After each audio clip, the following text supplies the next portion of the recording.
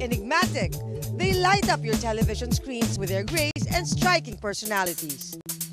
A former Kapuso talent and starstruck survivor, RC Muñoz's move to the Kapatid Network signaled a rise in her status as a young dramatic talent, appearing in several TV5 productions until her lead role in Nagbabagang Bulaklak.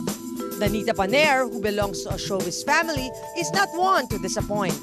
Her team-up with JC De Vera has built a solid fan base and is now made more exciting by rumors of their real love blossoming into a real relationship. Ngayong hapon sa Paparazzi, makakasama natin ang dalawa sa mga prinsesa ng TV5.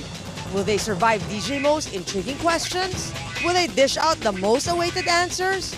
This afternoon in Paparazzi, TV5 princesses RC Muñoz and Danita Paner live!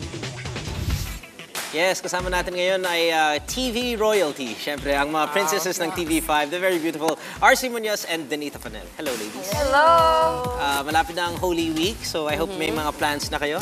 Almost ready? Kami naman kasi ang family ko talaga. We always stay home every Holy Week. Talagang yun na yung nakagawian namin. We just pray and nagbabond kami.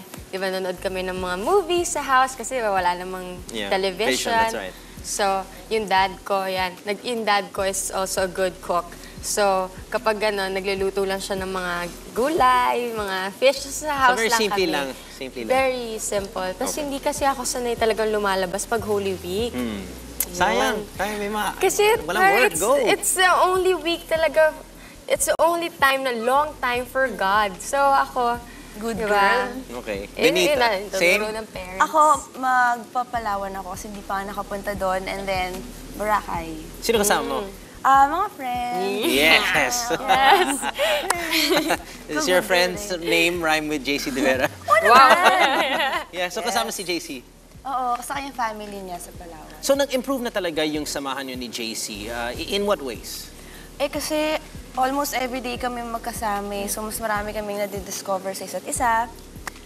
Nag-improve naman kasi matagal na eh. Magsa 7 months na. So congratulations. Yeah. Okay, let me ask you, bilang mga princesses dito sa TV5, hindi ba kayo naiilang sa isa't isa nung first time you met each other? Kasi alam mo, syempre, we can't remove the fact na in any network, may mga rivalries. Wala namang ganyan. Wala namang competition sa aming dalawa ni RC or kahit kanino. Kahit kanino.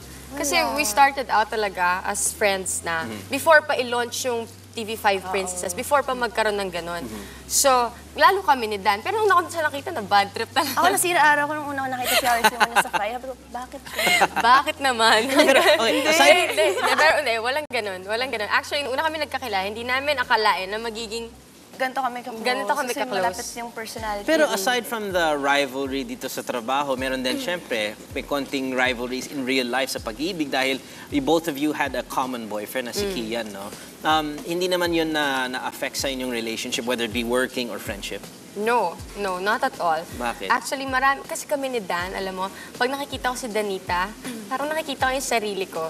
Ako din, ganun din sa kanya. Parang, ano ba to? Hindi kasi, bakit? Uy, pareho kasi kami naloko. Ay! Wala kaming sinabing gano'n. Ay, wala.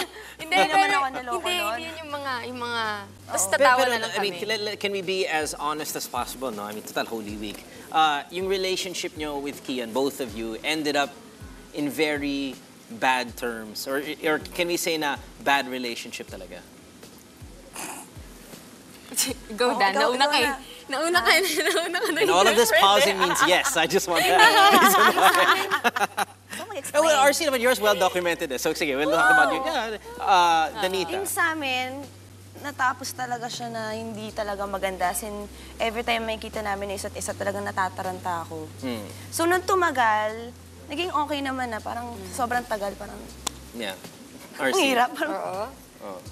Sakit. Alam niyo naman na yun, di ba? Mahabang usapan niyo. Tamo hanggang ngayon nga, pag-uusapan pa rin. Sige, Tinatanong pa rin fine. sa akin. Alam mo naman, close ako kay Alex. Araw-araw kasama ko si Alex, di ba? So, Ang dami if you were gonna give Alex advice, how to get over Kian, ano yung best advice? Hindi, over na siya. Over na Hindi siya. niya na She's kailangan happy. advice. Ay, alam mo, kasama ko siya araw-araw. Again, Hindi kasi kasama ko siya. Pag binabagit pangalan ni Kian, Alam mo, parang- iiba na yung ugali niya. Talaga, parang si Alex pa nga yung dapat magbigay ng advice. Kasi Ako, first boyfriend ko si Kian. Both of us, actually. It's our first Enough boyfriend. of Kian. Oo nga eh. No, sige, kaya fine, nga last. eh. Kasi just because all of you, yung mga princesses, really have the same common denominator in Kian. Ayoko naman ito maging isang hate campaign para kay Kian. But sige, advice na lang for Jasmine Curtis. Kasi may mga rumors Bunso? daw na si Bunso daw ay nililigawan daw ni Kian. Pati ba naman ikaw sasama sa So, ano? Sa amin? Come on, join the club! Jasmine! Ay, hindi, baby pa si Jasmine. Baby Come on, pa yun. Jasmine! Nakakay Jasmine yun. Nakakay Jasmine yun. And si Jasmine, matalinong bata naman. Sobra. O, sinasabi niyo kayo Immature. hindi. Oh, basta happy siya. Bobo Ano ba sinasabi tayo mo? muna? Hindi ba kayo matalino? Once, naging bobo. Man. Hindi, basta kasi si Jazz, alam na niya kung anong gagawin niya. Basta kung saan siya masaya, susuportahan namin siya, di ba? Yeah, sige. Nasa kanya desisyon. Basta kailangan mag-decide lang siya kung ano yung sa tingin niya yung tama. Well, promote your shows na lang before we say goodbye. Our Yeah, go. Oo, of course. Siyempre, kasama kami Danita sa Sa Fantastic. Fantastic, every Sunday, Every Sunday yun. 2 p.m. Lucky Numbers. And then, meron ako syempre, nagbabagang bulaklak. Marami pong salamat sa lahat ng sumuporta sa show namin. Ni Ate Rufa, of course, ni Ritz. Ang dami na namin commercial, nakakatawa. Good. Actually, binibilang ko. So, thank you po sa lahat ng sumuporta at lahat ng naglagay ng advertisement nila sa show namin. We are really, really thankful. Ayan, sana po subaybayan niyo pa rin po yan araw-araw mga nagbabagang bulaklak. At mas maaga na ata siya kasi... Maaga na siya i-air. Si Kuya Will. Yeah. Mm-mm. Perfume. Let's see, perfume. Yeah. Yes, Dan. ako naman, nagtitaping na kami for the new show with Oya Boy Soto. Sana abangan niyo yun. By May, baka ipalabas na siya. Sige. Okay. Maraming Thank salamat. you. Congratulations Thank both of you, you. Danita and Thanks. RC. At sana maging okay ang inyong Holy Week. Especially sa'yo dahil you're gonna be with your lover, Yes. boy. Ikaw din. Ikaw din. Alright, marami pang ibang issues sa chika dito sa Paparazzi. Wag kayo.